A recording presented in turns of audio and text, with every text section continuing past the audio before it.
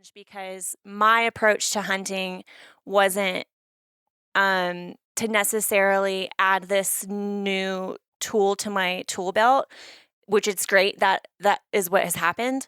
But I pursued it because I wanted to have that direct relationship with my food and have a greater appreciation for it. Whether or not I chose to continue to hunt after that or not, I wanted to have that experience at least once. Welcome to the Into the Wilderness podcast. I'm your host, Byron Pace, and this is episode 215, a Modern Huntsman production. I am speaking to the writer, filmmaker, photographer, and director, Natalie Rhea, as she recounts her first foray into the world of turkey hunting in a story that was presented by Duckcamp and published in Volume 9, Modern Huntsman, earlier this year. I'm also joined by Josh Crumpton, who played a part in helping Natalie navigate her journey. You heard from him just a few episodes back when we discussed, amongst many other things, his mentorship programs around hunting and fishing. You can read Natalie's story on the Modern Huntsman website, modernhuntsman.com. The link is in the description to this show.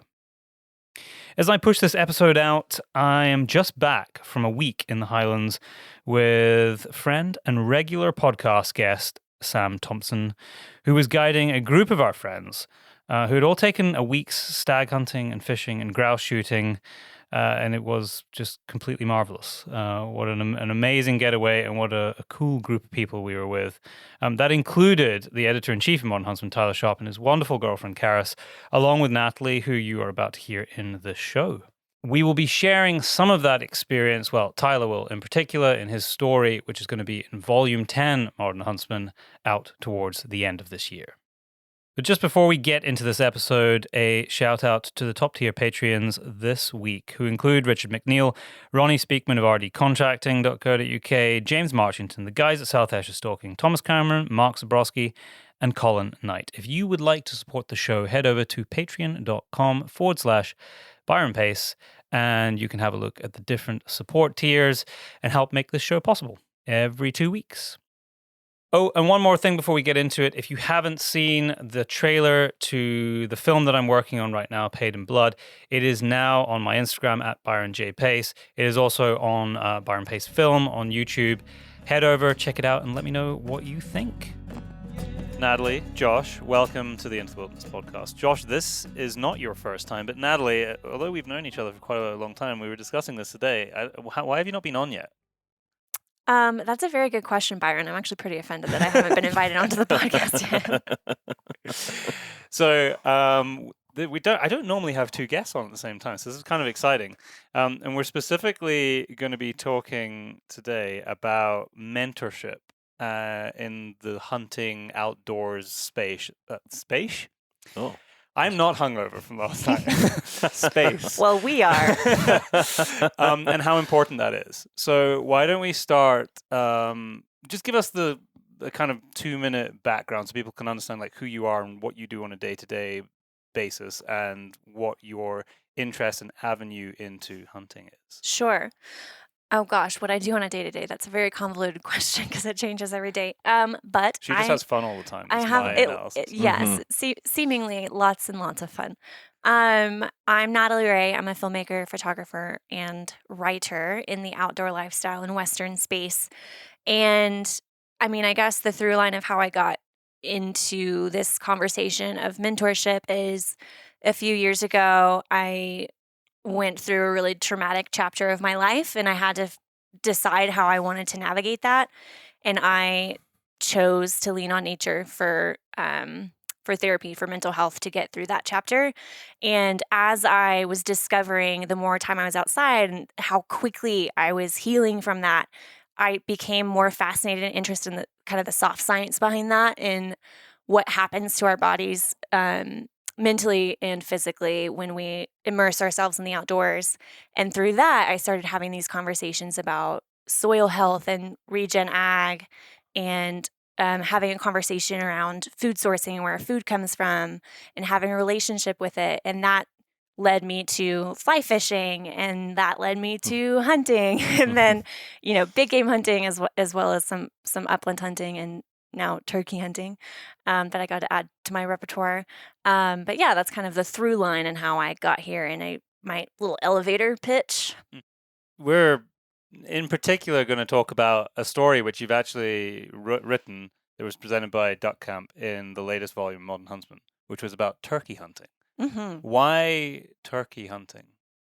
Of all the different types of hunting that there are in the world, why was that something that you were pursuing? I mean, I'm learning as I go, and the more conversations that I'm having with other hunters in the space or other people that are mentoring me and hearing their passion and curiosity around specific hunts, the more I become interested and curious about pursuing that. And, you know, I don't know that I would have necessarily chosen to go turkey hunting last year as a first-time hunter, because last year is the first time that I actually started hunting. I guess it was this year. What month was that? When did we go hunting, Josh? It was fall last year, wasn't it? The first time? Y- Wait. Yeah, it was turkey? within a month period. What month was that?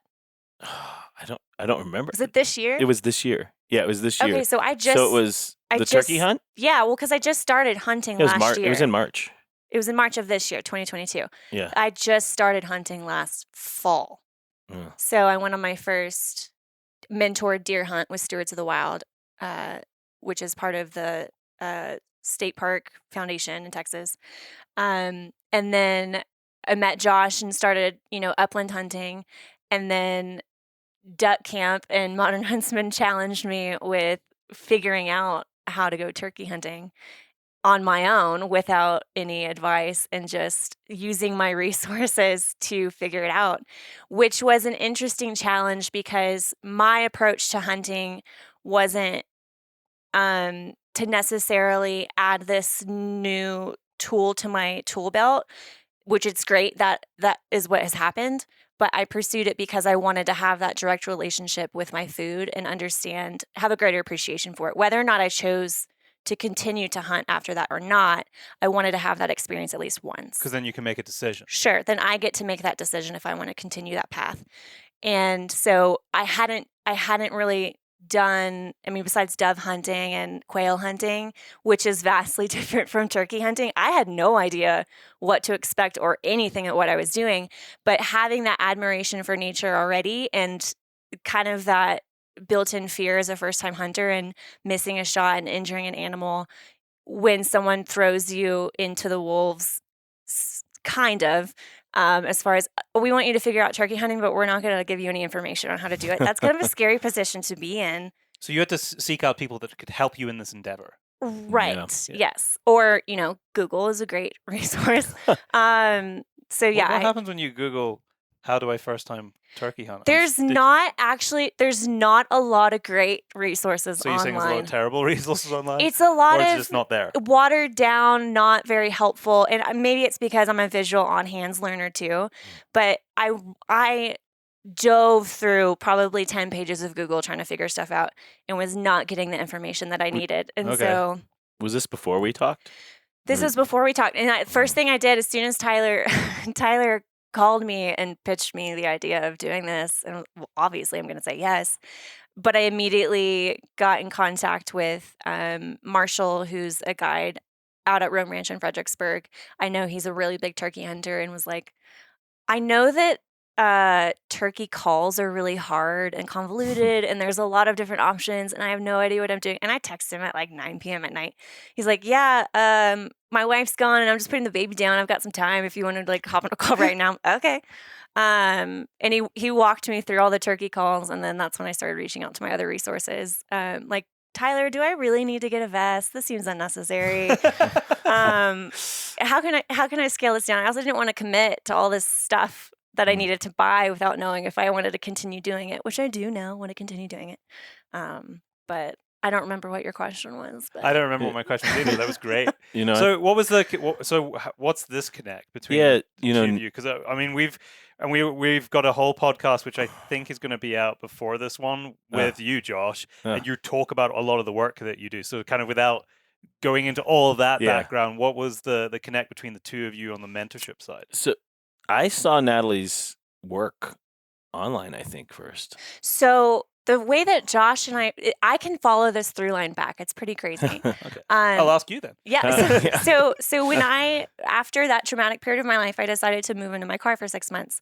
And I remember sitting in my house that I was packing up and leaving, and another adventure photographer of mine called me, who doesn't do video, he only does stills, and said, hey, there's this regenerative farm that needs video done, and I don't do it, so I mentioned your name, and we started having conversations about that. And I didn't know much about Regen Ag at the time, but I met Emily out at Force of Nature, and we started having conversations around photo and video, and then that kind of never happened. But then I reached out to her about, hey, like, I'm going on the road and girls got to eat, so if you want to send me some meat, I'll shoot it while I'm on the road.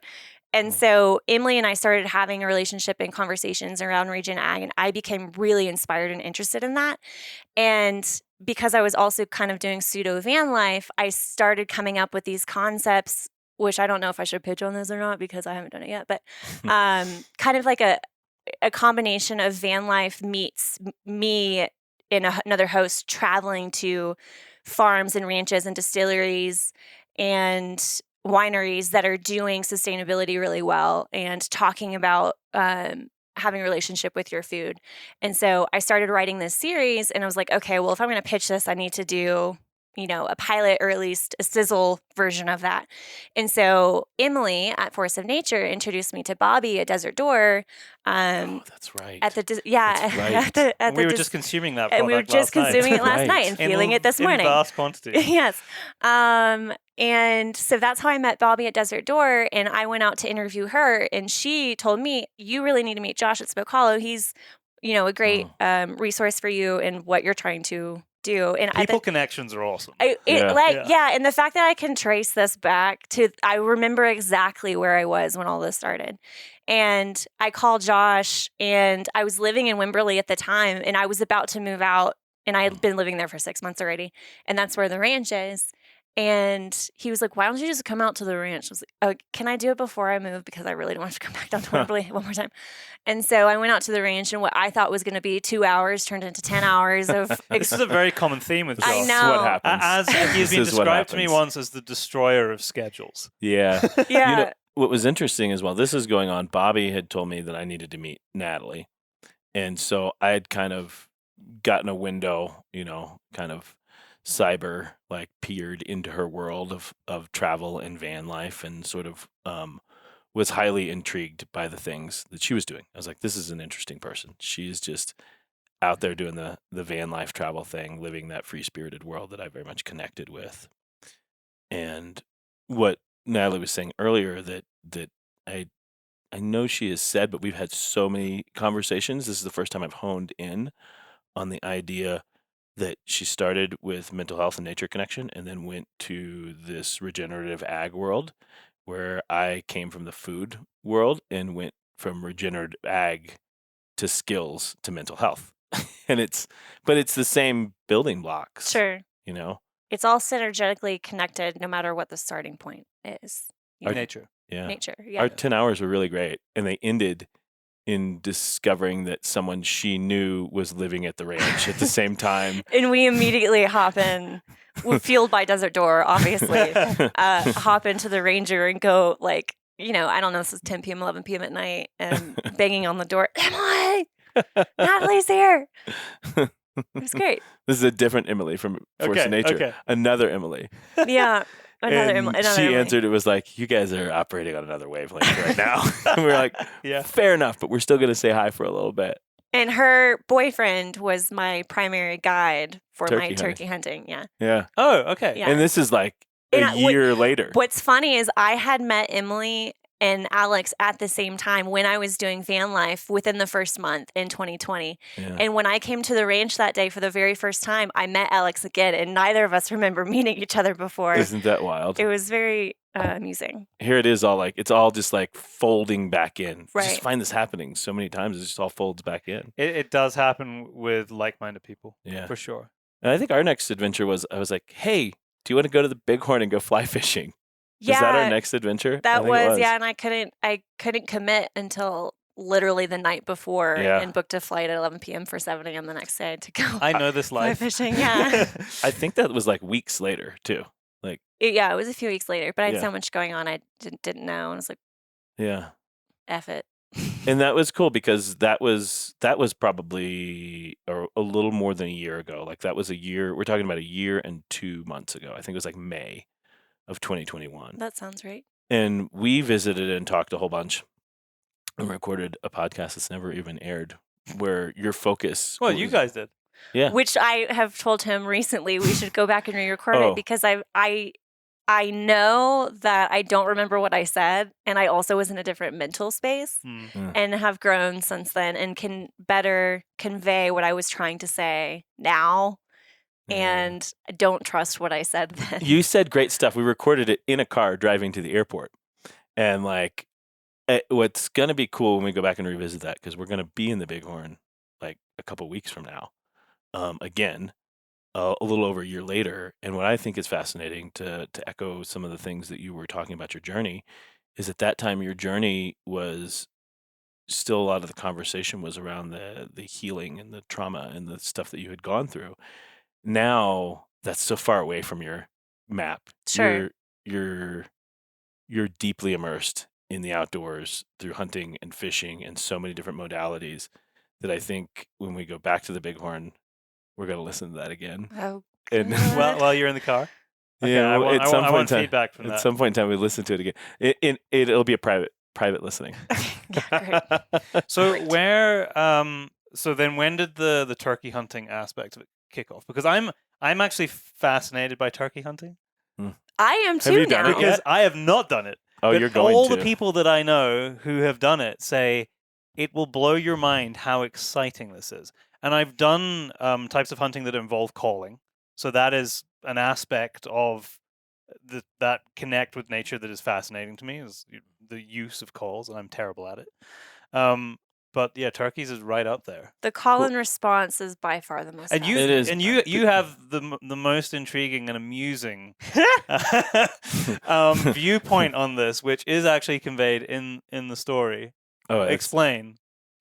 These human and nature parallels So- that became apparent.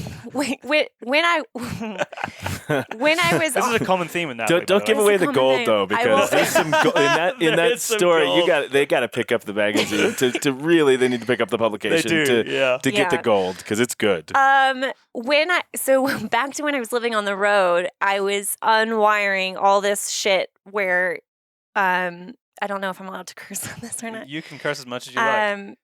There's only one word that I beep. Don't say it. Shit. Okay. It's not that one. Not that one.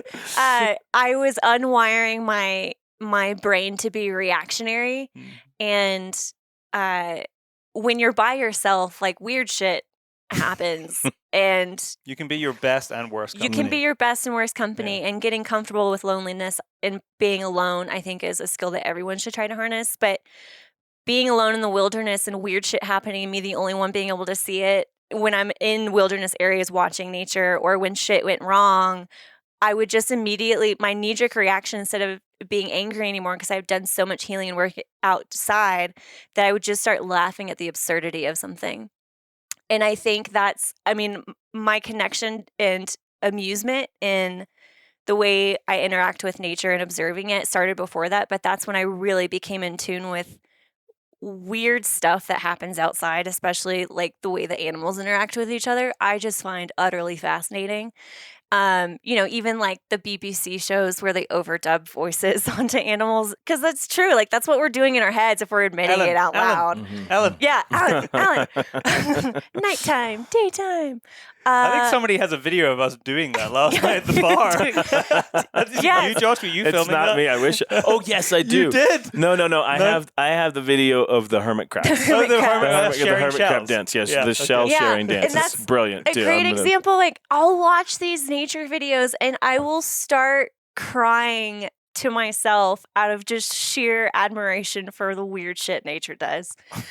And that, I think I drew from that perspective from one angle for my approach to this story, but also, I'm very aware that not everyone is connected to the outdoors like we are. And I tried to find more approachable ways to do that. And as a filmmaker, you watch all these documentaries in the outdoors, and a lot of it feels very fear-based and fear-mongering on the world's ending, climate change, all the things. And I try to approach with my storytelling, what I'm doing, inviting people to be curious. And if that's me sharing all the weird things that I'm doing and like my perspective of things, and that makes someone else think about something differently because they can empathize with this creature or with this element outside because I made them think about it and have an emotional reaction to it instead of throwing statistics at them. That's ultimately my goal, at least right now with a lot of the work that I'm doing. And so I approached, not intentionally, I just approached the turkey hunt story as I was learning about it. I was like, this seems a lot like real life dating. And so I was drawing the parallels between what I was noticing in my pursuit and what I notice in real life dating. We had some hilarious conversations. And it's with Natalie, I often call just to get she is wickedly humorous, just so funny.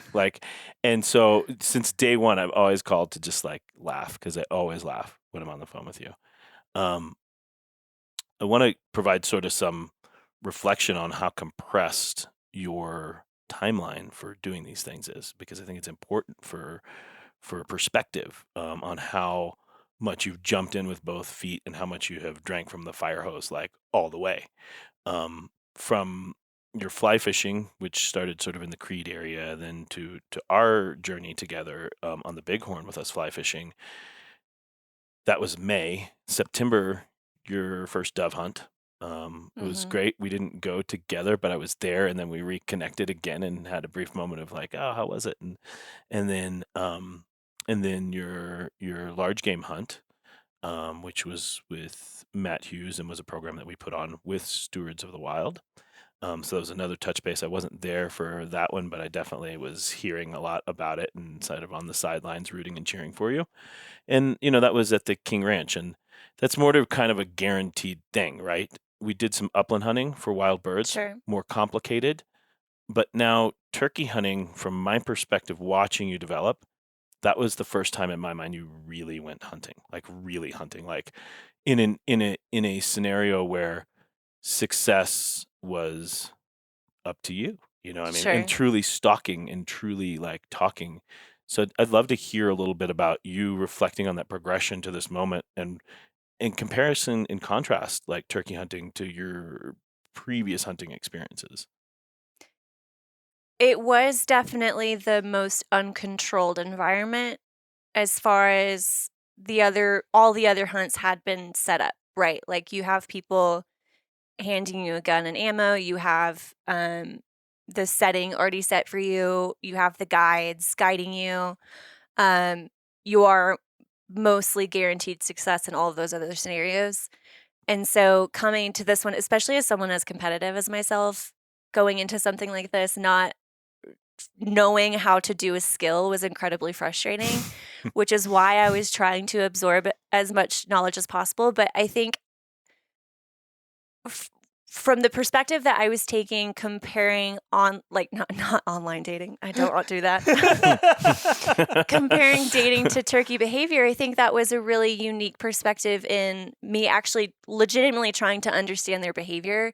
So I remember we were walking and looking for tracks, and I was asking you, oh, if we're not seeing them, does that mean, they've already moved on to the next ranch? And you were like, I was asking why they weren't responding, I think. And you were like, well, if they're getting laid right now, obviously they can't they can't respond because the girl that they're with is gonna be really upset about it. And just that made it make sense to me. And I was like, oh yeah, of course. Of course. That's why he's not texting me back. Right. Yeah. Because he's getting laid right now.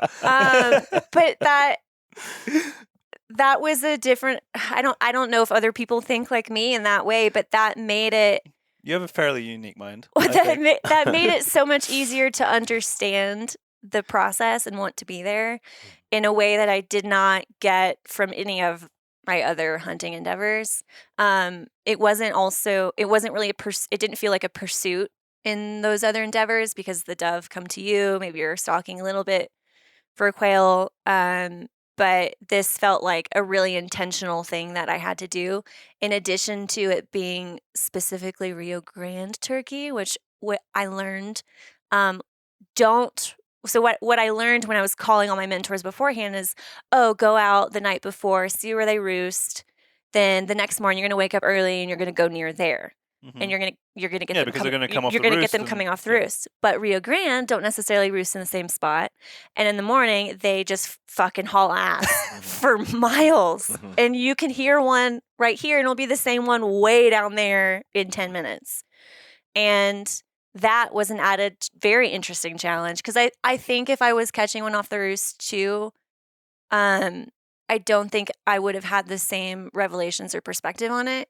I think that I actually had to have the added challenge of pursuing it and stalking it was beneficial in me actually learning turkey hunting. Well, and just learning to walk through the woods. I mean, there's so much, with, like you said, with the, deer hunting at King Ranch is kind of a guaranteed thing. It's set up, it's going to happen. Upland hunting, the dogs are doing a lot of the heavy lifting, and you don't necessarily have to be quiet because the birds don't really respond to noise. Entering the world of turkey hunting, which is, I think, by far much more challenging than elk or deer or any of those things. Turkey hunting is like this game of chess with these birds.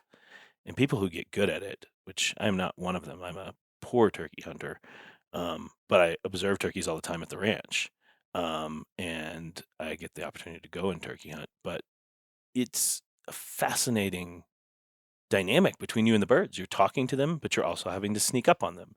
You're trying to get them to come to you, but at times, if they're not coming to you, you got to move and go to them. The chase. Yeah, the chase. Much like life. Much like the chase in real life. The chase. Much like the chase. The chase. Yes, very much so. So talk me through, for people who haven't done it before, talk me through getting up in the morning and heading out. What have you got in your hands? A shotgun, rifle? What are you wearing? Explain the calls to me for people who have no idea, because in Europe it's not a thing. Oh, really? We don't have turkeys. Yeah, they don't have think turkeys. I knew that. No, there's no turkeys. Well, we gotta get you turkey hunting. Damn right we do. I already said we're gonna do it. Wait, this is gonna happen. isn't there? We have a fall season, don't we? No, but you don't want to do that. I mean, it's not fun. If you're gonna go turkey, I want to go hunting during the rut, or what do you call it? What do you call it? during. The rut. What is the it's rut? not a rut. It's it's mating season. Yeah, the so it's the turkey equivalent mating of season. the rut. which Yeah, is it's mating turkey season. rating. But what do you just call it? Turkey gobble season? No, it's mating It's season. mating season, yeah. It's mating Which season. is when? So in Texas, it's around when the spring season is. So kind of early like in the year. March-ish time. Oh, you're the same hemispheres, of course it is. Yeah. So like March through say like April. I can't remember Got when the season ends. I try to get it done really early because if you wait, it just gets more difficult. As Natalie, she had to dig deep to get through this one. Well, let me preface with I scoured the internet trying to learn what I needed to bring with me and what I thought felt unnecessary weight or didn't care to purchase. She called me with a list of some things. Yeah, I was asking a bunch of people. But you must have got a bunch of clothes nicely from Duckcamp. I got some amazing. Given that it was a story with them. I was telling my girlfriend, I'm running out of hangers for all this stuff. And she was like, that must be a nice problem to have. And I sent her a photo of the ghillie. And she was like, yeah, never mind. No one's going to understand this. I think that's an amazing suit. It will be amazing when they make female fits. I just looked like a tree walking around. That's kind of the point, though. But I also, but it. That is the point. That is exactly the point. Okay, it is the point. But it was like over my eyes, and I couldn't see where I was going. Like I was a proper bush. You couldn't see my hands. You couldn't see my face because it was a little big on me. But I very much appreciate for them for giving me the gear that I needed for this pursuit. So I had the Duckcamp gear. The night before the first time that I went out, I was talking with Edgar at Sightline Provisions, And that was the first time that we had met, and he was so sweet. He gave me a little bracelet to wish me luck for that Aw. hunt. Was Yeah. that at the Good Gathering? That was at the Duckcamp Good Gathering the Mm. night before my first turkey hunt at What was Spoke a Hollow. good We were gathering? both at I Spoke Hollow. clearly missed out on the good gathering. It Good was gathering of good people. good gathering, good people. Yeah, Yeah. Duckcamp hosted a community event with like-minded individuals, similar to what we're doing this weekend with Swarovski, and it was hosted at Spoke Hollow, and so I was there with the guys that were challenging me to do this and Oh, cool. getting all the not much insider knowledge, but at least some fist bumps and encouragement for the next Yeah. day. Now, I was supposed to go. Yeah, but Is this in? Is he any of had this too in the much article? desert door that night as well, and did not make it out the next morning. Wait a minute. I didn't have too much last night, but I did have too much. Is any of that? It's not that. This None is the of stuff. that. None of Oh, this this in is here. the behind the scenes, and this is pretty behind good. the scenes stuff. Yeah. So yeah. Oh gosh. Okay. So I met him and Edgar, and I was like, "Hey, like I heard you just went on your first turkey hunt too." And he was walking me through it, and I was saying, "Yeah, I've done so much research on butt pads, and I like haven't found one." I mean, girl, A butt pad's key. No, I know. Crucial. But I'm just thinking, like, and some people who maybe the hunting world even is like on the very much the periphery for them, they'll be thinking, "What the fuck are you talking about right now?" Right. Well, and Maybe cushion. I saw a lot of the vests that had them attached, but I didn't commit to the vest because I thought it was unnecessary. And at that point, I just lost time and didn't get one. I was like, I'll probably just find something in the Ranger. I don't know. Like a rock. Yeah, like rock. But I met Edgar, and he was like, "No, I stuffed a blanket in a pair of pants, and that was my butt pad." That's the most genius thing that I've ever heard in my life. So Not tied around your waist. no. So I didn't have an extra pair of pants with me, but I took my Kamek camp blanket, which is like down filled, and I have a full setup in my car. I can go camping at any point, so I have all that stuff already ready to go. And I took my Duckcamp jacket because it was too warm. I didn't need it, and I just stuffed it in there, and I like rolled the hood into itself, and I tied the arms to make it like into a pillow almost, and it was the most comfortable thing that I've sat on in a very long time. So stoked that I got that advice from Edgar, because that was like insider, like That's critical. secret menu knowledge. Critical For advice. staying still. Yeah, you're sitting, like I against know a it from tree. wildfowling. Yeah. Where you're sitting like on the foreshore and everything's damp all of the time and Yeah. nothing's comfortable. Yeah, So and- a little blow up. I have this little blow up seat. Yeah. Yeah, there's like that one rock that's strap like, it if you around, don't yeah. have one, there's like a one rock that's just pushing into your. Yeah. And then you got to Which- shuffle. and Which move did and- happen later when I didn't bring that back out. Oh, Okay. So is that your no. number one tip? Bring a butt pad. Bring a butt pad, but potentially make your own. I Okay. mean, what I ended up buying one that I took on because I went out several times, that I took later, and it was easily my invention was way better than that. I mean, it was Than the supposed to one be that like you bought? it was supposed to be like a 2-inch thick thermarest, and it was so uncomfortable. I like the Alps backpack.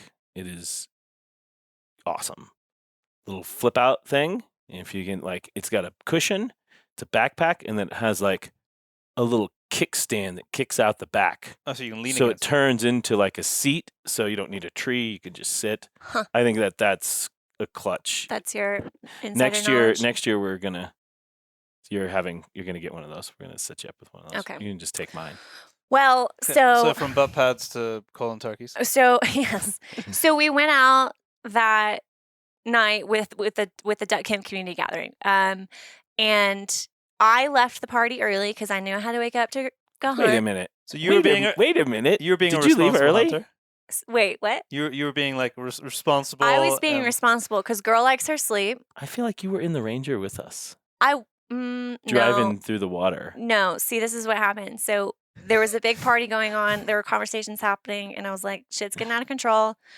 I need sleep because if I continue this path, I will not be hunting in the morning, and Modern Huntsman will be very disappointed in me. So I was Oh. responsible and went to the caboose to go to sleep, and The caboose is very comfortable. I have also The slept there. water was the wild dinner. We were out rangering. in the- Right, that was a I'm getting different- a these different two Spoke Hollow different, event. different thing. So I think thankfully Josh had the foresight, well, I thought, to know everyone else that was crashing at Spoke Hollow that night that couldn't drive home. He probably said, "Don't go in the caboose. Natalie's staying there, and she will kill you if you go inside because she I needs her did. sleep." I did say that. But I was Here's the asleep butt. for an hour, and immediately when I'm going into REM, all of a sudden I hear people howling at the moon. And I think one of these people is somebody I know, right? Him and It's me. Ben O'Brien. Ben O'Brien. We're calling you out. We're calling you out, Ben. No, Ben had left. Had he left? Yeah, he'd No, left. I think he was part of this, and then he left. Maybe. Well, let's blame him. Let's blame him anyway. We can blame him anyways. The way that it escalated, we can blame on him 100%. We were not howling at the moon. We were singing Jerry Jeff songs. I just want to be clear. But there was also some howls in there because I heard it echoing in the canyon. I want to go home with the armadillos. Something probably. I do along those remember that lines. as well. Mhm. So I was like, I'll just meditate through this and fall asleep eventually, which I did. And Did you realize that I was not taking you turkey hunting, that somebody else was at that point in that time? became very clear very fast, Yeah. yes. Okay. I wasn't sure if I was going out at all the next day because I didn't know who was No, available. I took care of all of that. I was like, I saw with the good gathering that I was going to be Yeah. otherwise disposed. Yeah. Yes. And when I woke up the next morning, I'm running on little sleep thanks to some other people and try to make coffee, and his coffee maker didn't work. And I That's was like, that's a complete tragedy. it was like a double whammy punch to the gut. But I got dressed and went out turkey hunting without my coffee and still managed to learn some things With Alex. with Alex. And the next time I went out, I brought them a new coffee maker. So the coffee maker that I used when I was in there is the one that you brought? Yes. Yes. Thank Yeah. you, Natalie. Yeah, the ninja. Yeah. The Yeah. ninja coffee maker. Yep. Mhm. Yep. And then, we went And out we a went few out more that- times after that. We went out the second time. I think so. Yeah. Yeah, we tried And from then- a blind at that time. And then Alex was the third. Yeah. And how adept did you become at calling? Because there's a lot of different calls, isn't there? So simultaneously, while I am learning how to turkey hunt, I was also entered into a saltwater fly fishing competition up in Cape Cod with Josh. Your life sounds terrible. I know, it's Yeah. awful. Oh, I gotta go turkey hunting again. But Now I like, gotta go fly fishing. Did we go to Cape Cod during turkey season? well, no. it was turkey Yeah. season in Mass. No, but Yeah. I bring this up because I had bought a mouth call. I tried the trick where you cut it, and I wasn't getting it. And so then the next things that I had picked up from Marshall was to try it, and he was relaying to me like, oh, you do, the mouth call to draw them in, then maybe you do the slate call at the end, or vice versa. Slate calls, that's their wings. That's what. No, No? slate is like it's like a circle that you run. But what does it replicate? Well, you can replicate like cuts, purrs. You can do several different things. I think it's just the distance in which they can But- hear something as part of it. Yeah, I mean they're all different devices that are good. And when Natalie was like, "Do I need to get these diaphragm calls, these mouth calls, which are nice because you can shoot the gun And have it in your mouth. and have it in your mouth?" But my thought process and advice is always like, "No, box call. Get a box call. So None of those other things." I had done a lot of research on all of this while I'm gone 90% of this time while I'm trying to figure out how to turkey hunt, what I need to buy, how I can learn to do the calls, while I'm also learning saltwater fly fishing for the first time, because this is all happening within like days of each other. And so Josh and I had gone down to the coast for me to learn how to, I just went on to one of his trips that he had bought, for me to learn how to saltwater cast for this competition that was coming up in like 3 weeks after that. And we get off the water and we're driving back to the guide's place, and on our left, he's like, "Oh yeah, that guy like makes really great turkey calls." And I was like, "Stop the car right now." And we rolled down the window. He's like, "You got any turkey calls?" And we went to this guy's house in Port O'Connor. Yeah, Port O'Connor, Texas. Port O'Connor, Texas. So random because I was literally going turkey hunting that week and still didn't have my calls yet. And he made the most gorgeous is it box call? Box call. Box Beautiful calls, box beautiful calls. box calls with like hand painted feathers and whatnot on them with his. And if he doesn't like it or he doesn't hear that it's right because he's so in tune with it, then he just throws it in the fire pit. Yeah, this fire pit full of these beautiful box That's calls. So depressing. I took a couple of them and turned them into little incense holders. But he taught me, that was my first, hands-on interaction with a box call. And so he was showing me how to do it. And so that's when I got my box call, was like the same week. Yeah. Yeah, Is and that turkeys coming in? Yeah, no, there was a turkey that rolled past the window earlier, though. I think it was a Tyler turkey. Yeah. She did so well with the box call, and it was so great because, like, literally, we had talked like 4 or 5 days earlier, and I was like, no, just forget all the other calls that can't fit your mouth. You know, it's like you just need a box call. And meanwhile, I'm being told by literally everyone any type of call that I was going to try was going to be a challenge to figure out. It wasn't like any of this would come naturally, and I'm trying to figure out while I'm also doing it in real time. So I didn't have time to learn and spend time with it, doing it in my spare time because I had no spare time at that time. So would you say that somebody should start using their call in the fall, learning to use it? Yes. Or even right now in the summertime, maybe. I think it's never too early to. I mean, you won't get a call and response if you did it right now, but You can. No, but you can get like good at it, you know. yeah. So we don't want to give away whether you actually got a turkey or not, because for that you're going to have to read the story, which is in volume 9. But a positive experience for you, and what you gained from other people, and were people very willing to share what, like, when you went through this process of trying to glean bits of knowledge from different people in different avenues, clearly not Google because there wasn't very much on there. Were people like willing to impart that knowledge on you? Yeah, I've found that in the outdoor community, people are very willing to impart their knowledge, and they're so stoked that you're even keen to do that pursuit to begin with. That like, they just you want a turkey hunt too?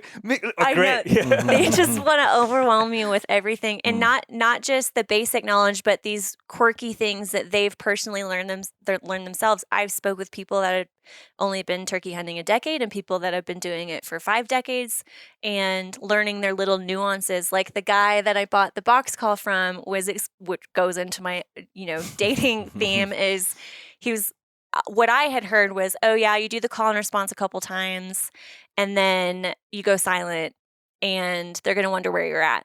And then you start talking again. And then the added value that he gave me was, okay, after you've done that call and response and you go quiet, and then you let them know you're still there, then they're going to gobble back, and then you interrupt them. And they're going to get real upset about that.